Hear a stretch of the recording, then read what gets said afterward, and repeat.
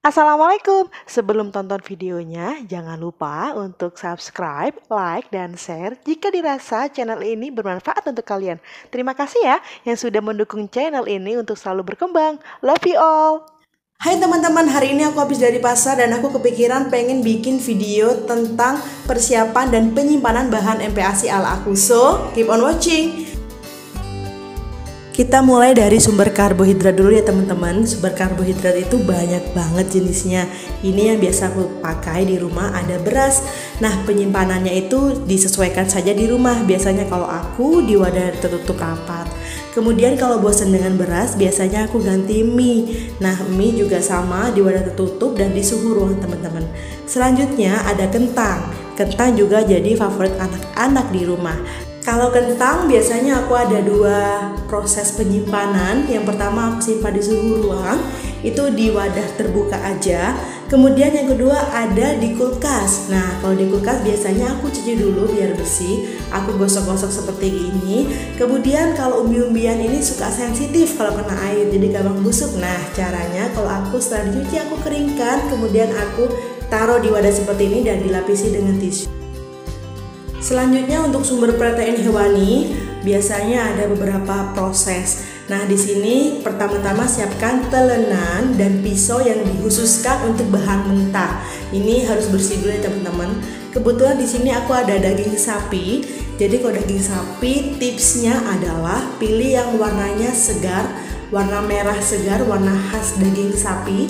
Kemudian tidak berbau, tidak memilih warna yang pucat ataupun warna yang gelap sampai menghitam ya teman-teman. Biasanya jika sudah berubah warna sebaiknya tidak untuk dikonsumsi ya teman-teman. Nah, biasanya untuk daging sapi tidak aku cuci terlebih dahulu teman-teman, karena aku pernah baca di sebuah artikel bahwa untuk daging sapi sebaiknya tidak dicuci karena jika dicuci ditakutkan bisa mengaktifkan atau terkontaminasi bakteri dari air itu ya teman-teman. Jadi untuk make sure aku tidak cuci juga, dan kalau dicuci pernah mencoba itu terjadi perubahan warna, jadi warnanya udah nggak begitu merah banget gitu, dan ketika aku pakai ternyata baunya agak berubah. Jadi aku make sure untuk tidak pernah dicuci dulu gitu teman-teman. Nah, ini aku timbang sesuai dengan porsi makan anakku, dimana kalau porsi makan dalam MPASI itu ada tahapannya. Untuk usia 6 hingga 8 bulan berbeda dengan usia 9 hingga 11 bulan. Begitu juga dengan usia 12 hingga 23 bulan. Nah, ini aku timbang sesuai porsi anakku ya teman-teman, di usia rentang usia 12 hingga 23 bulan. Kemudian setelah itu masukkan di plastik. Biasanya sih plastik klip, tapi berhubung aku kehabisan jadi aku pakai plastik seadanya aja di rumah seperti ini. Kita masukkan per porsi ya teman-teman.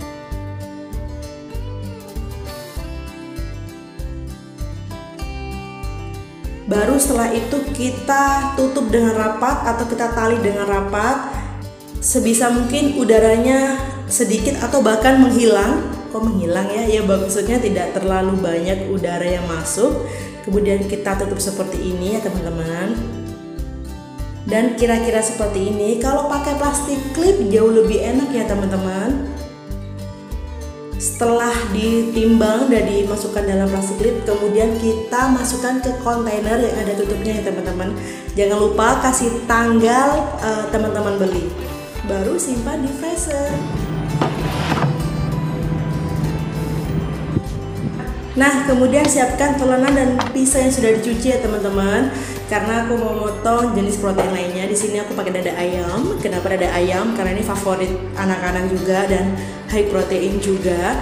Kalau dada ayam ini aku cuci. Ada yang bilang di artikel boleh dicuci, ada yang bilang tidak perlu dicuci. Tapi kalau untuk daging ayam, jujur aku cuci terlebih dahulu. Seperti ini ya teman-teman. Nah, setelah dicuci bersih, ini nggak sampai di sini, aku keringkan terlebih dahulu dengan tisu. Seharusnya tisu dapur ya teman-teman, tapi karena aku kehabisan, jadi aku pakai tisu yang ada di rumah. Ini bagiannya harus benar-benar kering ya teman-teman. Kenapa? Karena untuk mengurangi kontaminasi bakteri gitu ya teman-teman. Jadi harus benar-benar kering sebelum kita masuk ke freezer. Ini bagiannya jangan sampai terlewat, semua bagian harus benar-benar kering. Kalau pakai tisu dapur jauh lebih enak ya, dia nggak akan seperti ini. Kemudian kita potong sama dengan daging sapi, kita potong sesuai dengan kebutuhan porsi rentang usia anak ya teman-teman. Proses penyimpanannya pun sama dengan daging sapi, kita masukkan ke dalam plastik seperti ini, kita tutup yang rapet banget. Kemudian kita taruh di kontainer yang ada tutupnya teman-teman. Nah seperti ini, sama persis dengan daging sapi. Dan jangan lupa setiap kita menyimpan harus ada tanggal penyimpanan ya teman-teman, biar kita nggak lupa gitu ya, untuk melihat batas waktu yang telah ditentukan. Selanjutnya aku beli udang. Pilih udang yang warnanya masih segar seperti ini, tidak berbau amis. Biasanya kalau seafood udah nggak fresh itu udah ketahuan banget teman-teman, baunya udah berbeda ya teman-teman. Nah ini aku cuci dulu tanpa menghilangkan kepala dan kulitnya. Kenapa? Karena aku pernah menghilangkan kepala waktu itu dalam kondisi bersih ya. Ternyata waktu mau aku pakai itu baunya udah berbeda teman-teman. Mungkin aku juga salah dalam proses penyimpanan atau prepare-nya juga aku kurang tahu. Jadi untuk penyimpanan udang biasanya aku selalu seperti ini, tidak pernah buang kepala dan kulit. Kemudian timbang sesuai dengan porsi anakku ya teman-teman. Ini prosesnya sama dengan daging sapi dan daging ayam. Dan jangan lupa dikasih tanggal prepare-nya ya teman-teman. Lalu kita simpan di freezer deh. Selanjutnya ada sumber protein nabati. Nah untuk sumber protein nabati kebetulan aku beli satu karena ini favorit sebuah keluarga, tempe teman-teman. Sebenarnya banyak banget sumber protein nabati ya teman-teman, ada tempe, ada tahu gitu ya teman-teman. Cuma aku lebih seneng tempe gitu ya, ini selera aja sih. Aku simpan di kontainer tertutup, terus aku simpan di kulkas teman-teman. Selanjutnya sayur-sayuran. Kita siapkan sayurannya terlebih dahulu. Sebelum sayurannya kita prepare, sebaiknya telenan dan pisaunya harus dicuci terlebih dahulu ya teman-teman. Nah kebetulan ini saya ada sayur bayam. Kalau untuk sayur bayam atau sayur lainnya itu saya nggak pernah stok banyak ya teman-teman, karena perputarannya cepet banget habisnya. Bisa sehari udah habis ya, atau belanja sayur 2 hari sekali itu biasanya udah belanja. Dan di dekat rumah juga ada warung gitu yang menjual sayur, jadi kita lebih gampang aksesnya untuk memenuhi kebutuhan sayur anak-anak dan juga keluarga teman-teman. Nah yang tadi setelah dipotong ya sebagian tangkainya, nah ini saya simpan tanpa dicuci ya teman-teman. Ini saya simpan di kontainer yang sudah saya lapisi dengan tisu.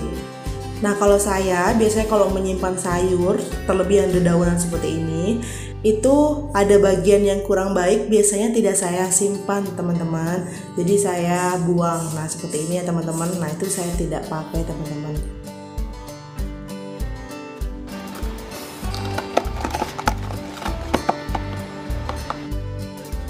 Selanjutnya ada wortel teman-teman. Ini karena terlalu panjang jadi saya bagi 2 teman-teman. Nah karena wortelnya saya bagi 2 seperti ini, biasanya saya selalu lapisi dengan tisu ya, agar permukaannya tidak basah seperti ini ya teman-teman, agar juga tidak mudah busuk teman-teman. Nah ini adalah labu siam, saya barengi juga sama wortel teman-teman. Kita ke proses penyimpanan teman-teman. Ini untuk tempe ada di rak ini, biasanya untuk sayuran di bawah teman-teman. Nah seperti ini ya.